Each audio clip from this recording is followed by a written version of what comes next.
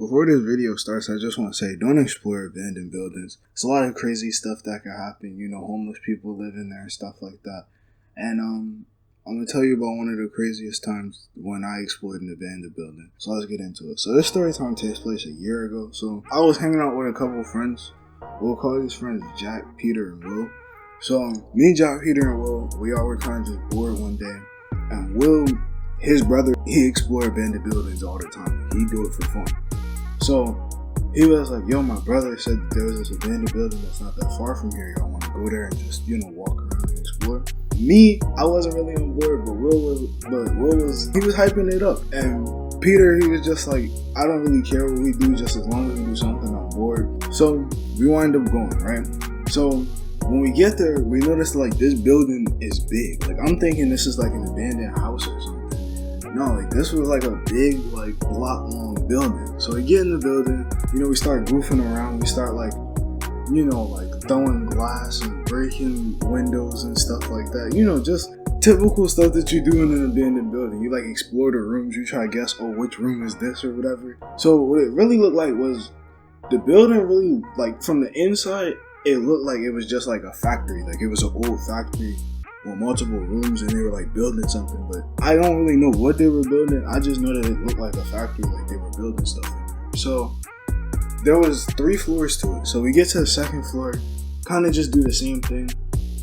Then we get to the 3rd floor. Now the 3rd floor was weird because the 3rd floor, it was just one big room, kind of like an attic where it was just it was one big room. All the other ones, it was basically a straight hallway. And then it was doors on every side. But this one was just a big room. So we get in there and instead of horsing around, we kind of just put our flashlights on because this was the only room without windows and stuff. So, we put our flashlights on. We're trying to see yo, what's in here? And Jack, he kind of freaks out and we just hear him kind of jump. And he lands on this board and we hear break, and then he just starts backing up real quick. So everyone's yo, what's going on? And Jack's look. So Will flashes his flashlight. And what we see next changed the entire experience.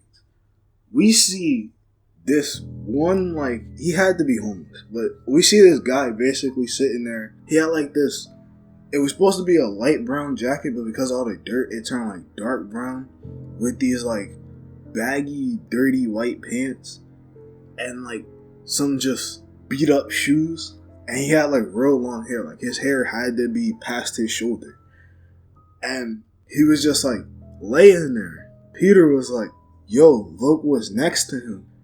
Next to him, we see this giant, buff, dirty gray dog, and this dog was not asleep. This dog was up looking directly at us. So all of us kind of just stand there for a second, and we're probably about not across the room from them, but in a normal bedroom, we were probably across the room distance type. So we're standing there, and the dog's looking at us, and it's starting to kind of get up slowly because it's trying to still figure out if we're a threat. And then as the dog's getting up slowly, we just see the guy kind of he's kind of what's wrong, boy? And then the dog kind of barks and he looks in our direction. And when he looked in our direction, all I seen was some silver piece. And the second I seen that silver piece, I was run. Cause the first thing I registered once I seen a light silver piece was a gun. I thought it was a gun. So I was yo, run. So all of us start running. The dog's chasing us and we run to the 2nd floor. And my friend Peter, he goes to hide in one room. My friend Jack, he just runs to the stairs. And Will, we can't find him. So we running. So eventually, I get out of the building first. And then I see my boy Peter just jump through a window. And he lands in this pile of stuff. I can't really call it a dumpster because it wasn't. It was literally just a pile of stuff, but it was neatly placed there. So he lands in that. He gets up. And I yell at him, I'm yo, where's Will and Jack? Jack comes running out the same door that I came out. And then we all kind of just run across the street. And then we're yo, where is Will? Where's Will? So Peter's like, I seen him on the first floor, but then that's when the dog almost jumped on me, so I ran like and jumped out this window. And Jack was like, yeah, bro, like I just didn't see him at all. Like I didn't see him since we went off the third floor. And I'm like, well, Peter, I seen you go into a room. Do you think he went into the same room with you? And all of us are kind of just sitting there like wondering, yo, where is he at?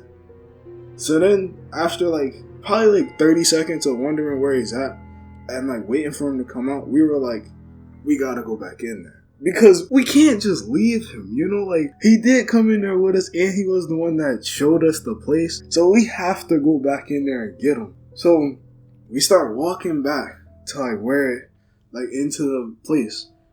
As we get to like the front door, Jack's just like, nah, bro, I'm not about to go back in there. I'm going home. So he turns around, he starts walking away. And me and Peter are like, dang, you just gonna leave us like that? Like, okay.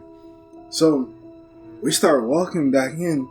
And as we walking back in, you know, we kind of like trying to be stealthy because we don't want the guy to like, you know, see us and be like, oh, you were those kids. Or like, you know, the dog to jump on us. So we like walking all throughout the first floor. We start creeping to the second floor. We get to the top of the second floor. Like the top of like the stairs to where it's like, kind of like, it's like if you were laying on the floor, you could like see our eyes and like the top of our head. We get right there and we look and we see this guy, just like I assumed, silver pistol with his dog, and his dog's like sniffing around for us. And he got this silver pistol with like his finger on the trigger. He's like basically looking through the rooms like, yo, is anyone here? Is anyone here? As we see this, we basically like then suddenly feel something like touch our shoulder, and we both like turn around, and it was Will, and he was like, yo, what are y'all guys doing here? Come on, let's get out of here. So we run back out, and Jack really did go home. Like because when we ran back out there, we thought he was just going to be standing there. No, he really did go back home. So me, Peter, and Will, we all just book it to Will's house. We get there, we tell his brother about it, and his brother tells us something that would be really good to know in the beginning, which was basically when Will's brother was telling Will about like, you know, the abandoned house. This was the one house that he told him not to go to, but he remembered this house instead of the other. So, moral of the story, listen to your brothers and don't explore abandoned buildings. If you guys enjoyed that story time, make sure you smash the like button, turn on post notifications, and subscribe. I'll see you guys next week. Whoa.